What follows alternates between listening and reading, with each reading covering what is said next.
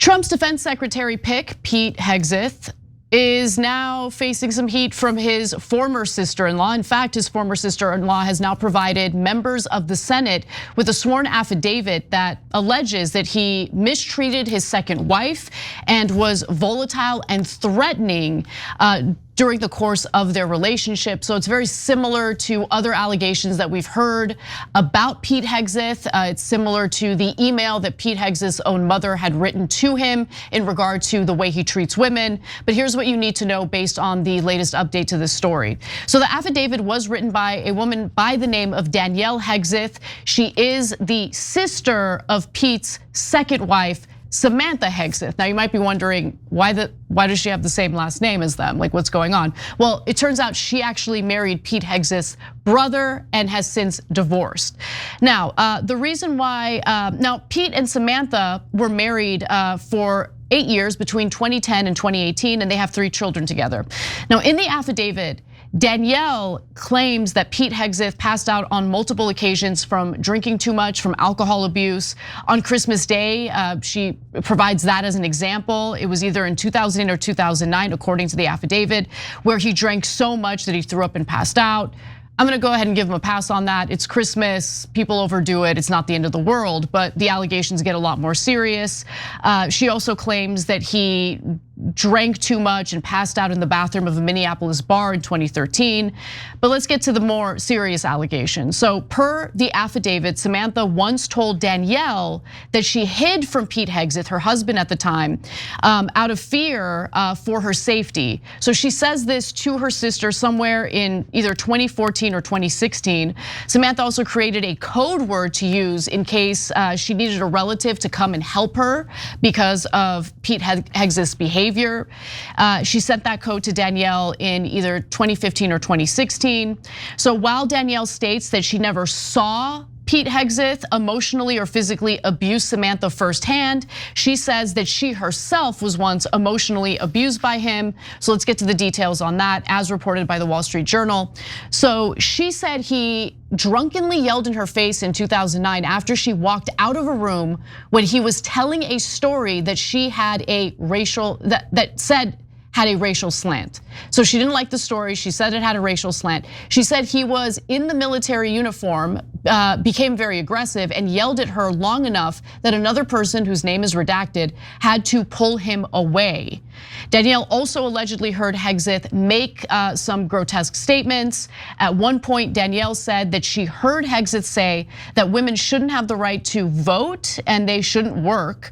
Other times, he made rude comments about women's looks and once stated that he never used condoms, it says. Danielle Hegseth also said that she heard him say Christians need to have more children to overtake the Muslim population. So there's more to this, including Pete Hegseth's now ex-wife coming out to release a statement about what her sister has provided members of the Senate. But before we get to that, Cenk, I want you to jump in. Yeah, so lots of thoughts in different directions here. I don't love that this person's coming out with this, even though I agree with what she's saying largely. So let me break it down into a couple categories. First of all, I don't need to know about his condom use at all. Okay, so keep that personal stuff out of this.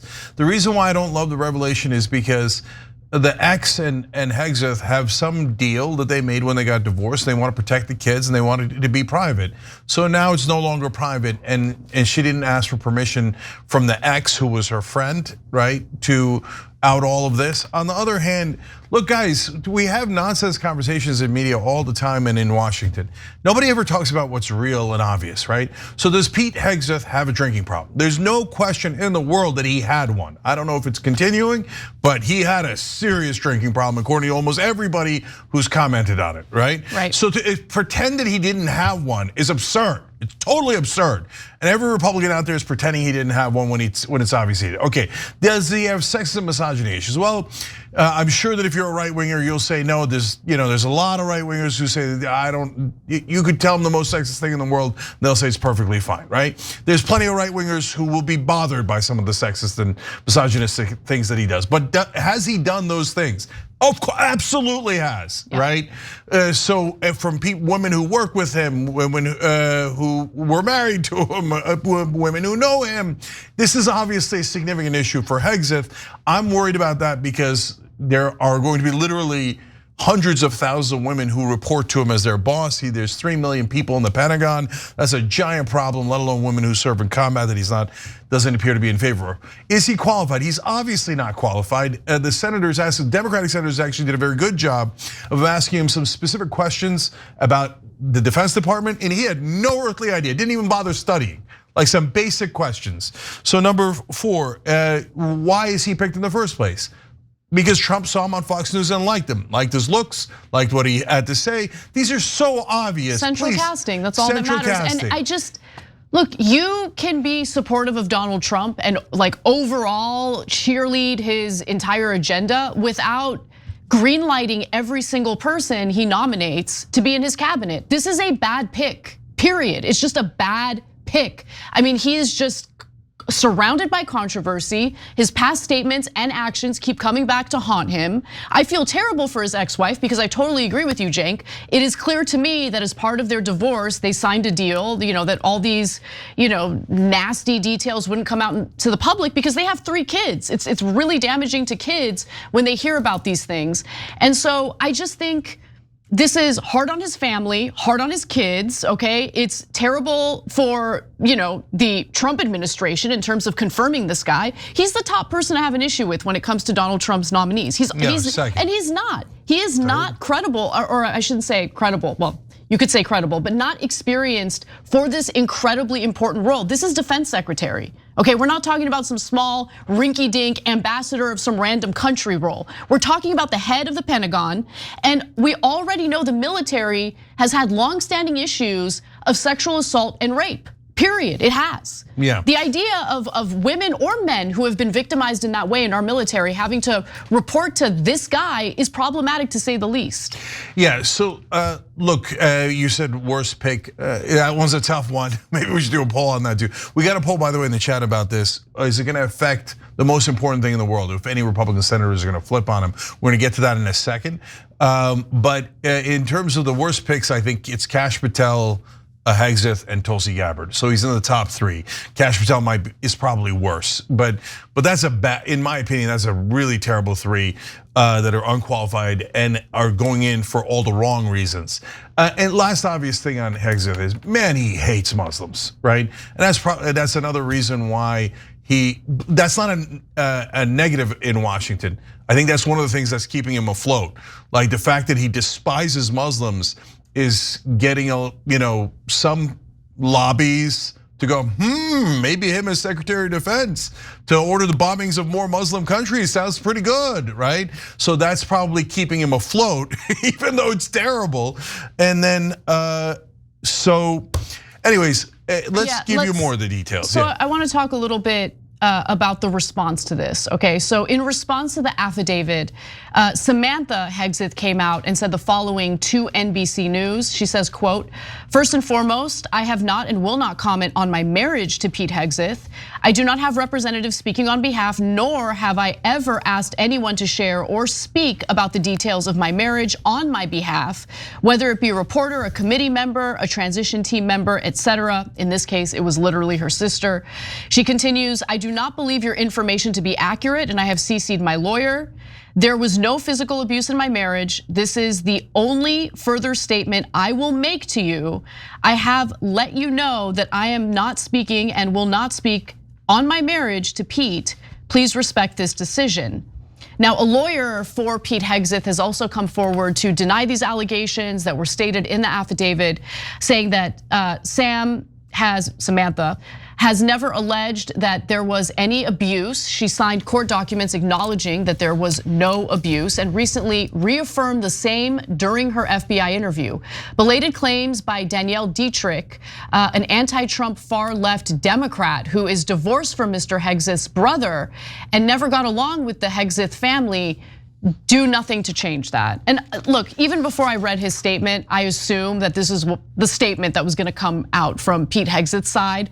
Oh, there were family issues, this person has a grudge, holding a grudge against Pete Hegseth, and that's, of course, the statement that came out from the lawyer. A little more from Pete Hegseth's lawyer. He says that after an acrimonious divorce, Miss D-R.I has had an axe to grind against the entire Hegseth family. D-R.I admits that she saw nothing, but is now falsely accusing Sam of lying to both the court and to the FBI because of private undocumented statements that she allegedly made 10 years ago. So he's specifically referencing a court document that Pete and Samantha signed back in 2021 that stated that neither of them was a victim of domestic abuse. He's also alluding to the fact that Danielle has spoken to the FBI multiple times during Pete's background check. So that's the entirety of the story.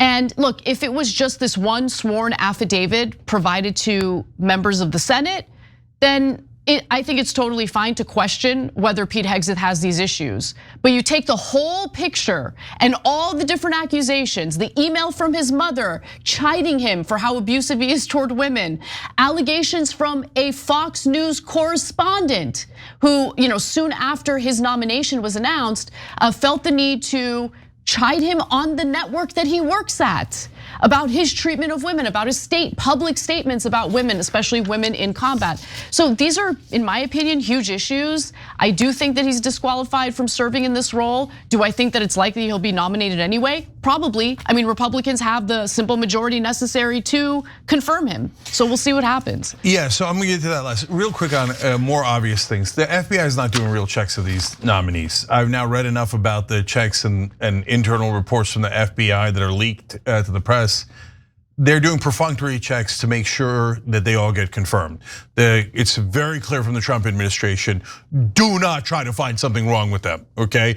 And they're not allowed to talk to a lot of the witnesses in the Hegseth case, et cetera. So it's these background checks have turned into total nonsense. And so this started with Kavanaugh and is now continuing into this process. So, and remember guys, like, our considerations as in the American people for who's the right person in these positions is very different than the Senate's consideration. So for example, Marco Rubio is another terrible pick. He's not liked by the left, but he's also not liked by the right-wing base that views him as too establishment, okay? Yeah, but the senators love him, love him. He was confirmed 99 to 0. To 0, yeah. Okay, so and that's why I think Hegseth probably has a pretty good chance, because Marco Rubio basically says, I will keep doing whatever we were doing earlier, and the Senate loves that. And Hegseth isn't really challenging anything that they're doing. So look here, I'll read a last couple of comments here from our members because I think they're interesting. Boomer Dragon Cat says, I'm a recovering alcoholic 15 years now. I don't like to admit this, but I want people, but I want to prove I know what I'm talking about. Pete is a serious alcoholic. He's currently using. He's so dangerous for this position. Now, I'm not reading that because I think Kat is definitely right. That's just her opinion, right? But should they be concerned about his alcoholism as he goes to be the Secretary of Defense? Jeez. Of course. So if they were doing real hearings, that would be a massive iceberg for him. Last one's Rep Cat, the political cat boy, said, Trump did X, Y, Z against women and it made 0 difference. This guy either gets confirmed or he doesn't, but ultimately it's not gonna be because he beat his ex-wife. By the way, we don't know that he beat his ex-wife at all, okay? So whatever might have happened in terms of sexism, misogyny, alcoholism, my point in reading those comments is you guys are right, that's not gonna determine it. What's going to determine it is the senators thinking, is he good for our political interest, donor interest, et cetera? And that's what they're gonna make their decision on. But no one in mainstream media tells you that. They have this theater as if the senators are actually concerned about these issues, and that's what they base their decision on. They don't base it on that at all. The number one thing they're worried about is Trump gonna take my head off if I vote no on Hegseth? And remember, there's 53 Republican senators now.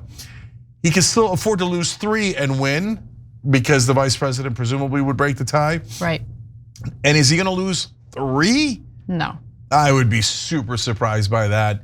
And I don't think that these revelations are that dramatic only because they confirm things that we all pretty much 100% knew about Hegseth. Thanks for watching the Young Turks, really appreciate it. Another way to show support is through YouTube memberships. You'll get to interact with us more. There's live chat emojis, badges. You've got emojis of me, Anna, John, JR, so those are super fun. But you also get playback of our exclusive member-only shows and specials right after they air. So all of that, all you gotta do is click that join button right underneath the video. Thank you.